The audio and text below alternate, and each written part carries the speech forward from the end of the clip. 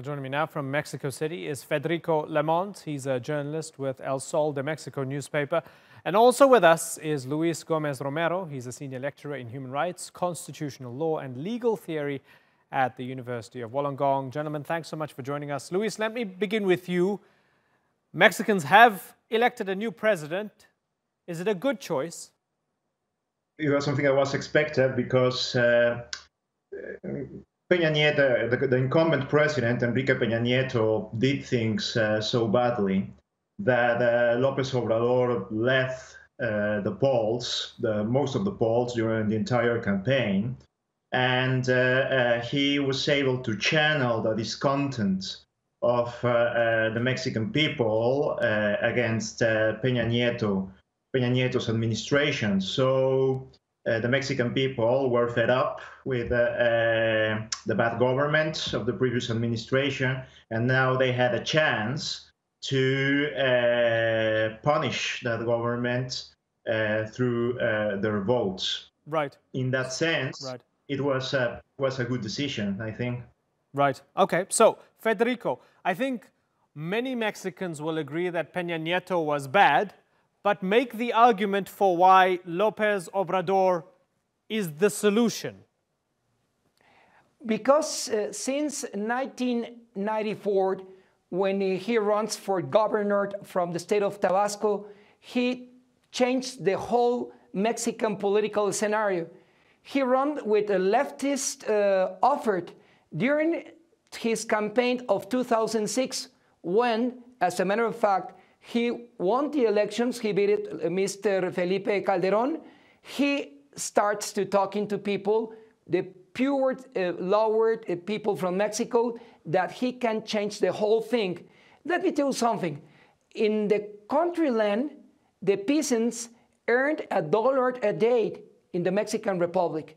And there are just 200 people that takes the control of all the Mexican Republic. So when Mr. Lopez Obrador took the leftist side, even though he belongs to the PRI, the actually ruling party, he convinced most of the people that things can change in a country that has been beaten by corruption. Just let me give you one example.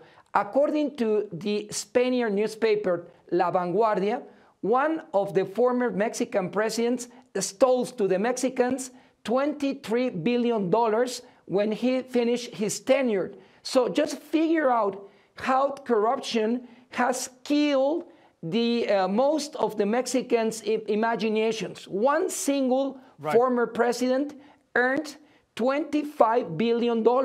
Can you believe in that? And second idea. Yes, go ahead. Yes, let me bring in Luis here. So, Luis, second idea. Okay, just very, and you can give us the second idea in a couple of moments' time. I'm going to bring in Luis. So, Luis, Peña Nieto wasn't loved towards the end.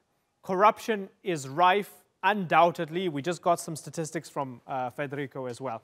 Is the answer, Luis, leftist populism? Is the answer that Mexico needs a left-wing leader with a populist bent?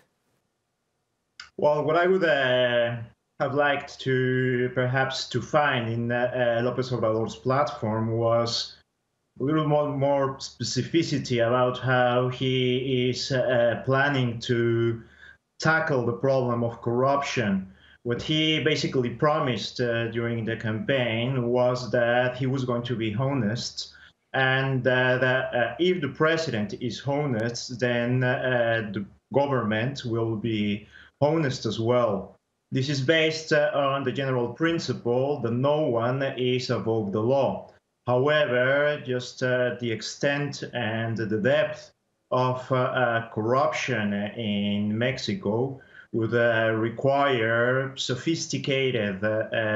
more sophisticated approaches to corruption. So in this sense, I think that his diagnosis is correct, and yet his proposals lack the depth or the substance that is required for such a big problem. Okay, so is that true, Federico, that he's diagnosed it properly, but he hasn't quite given much specifics when it comes to what he's actually going to do to solve these problems.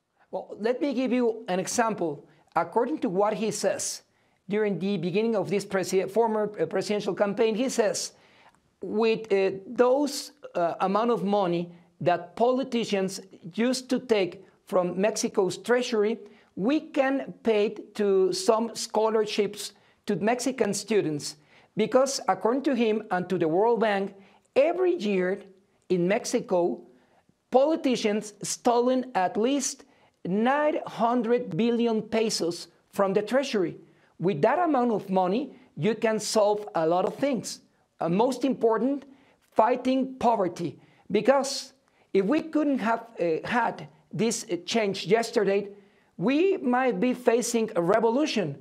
In Mexico, with a population of close to 130 million people, at least 90 million people live under difficult problems, and 26 up to 32 million live with at least $2 a day. Right. So there won't be any solution in Mexico if people wouldn't turn like this. Right. Okay. So, Luis, I want to ask you about the United States. There was an interesting piece in the Daily Beast, and I want to know whether you think the Americans incorrectly think everything is about them, or there might be some truth to this. This is called Unintended Consequences in Daily Beast. It says, Mexico's anti-Trump, Andrés Manuel Lopez Obrador, is even more populist than Donald Trump.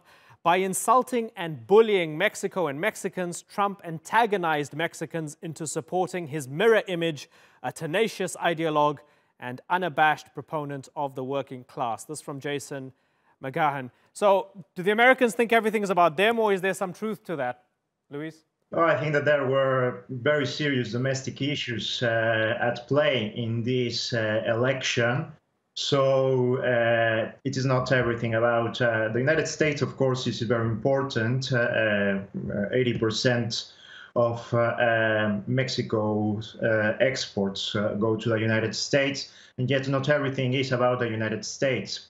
For example, going some of the depth that I was talking about in the proposals that are needed is the reform of the justice system. One of the proposals Lopez Obrador that was criticized was the prosecutor that will persecute corruption.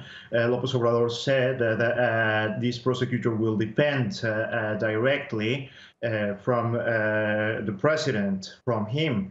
And this is not a warranty against corruption.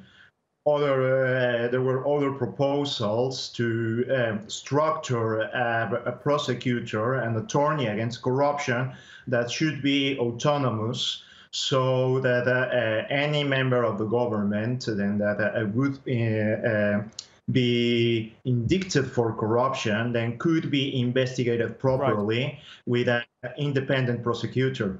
Okay, very finally, Federico, if you don't mind, if you could keep your answer very, very short.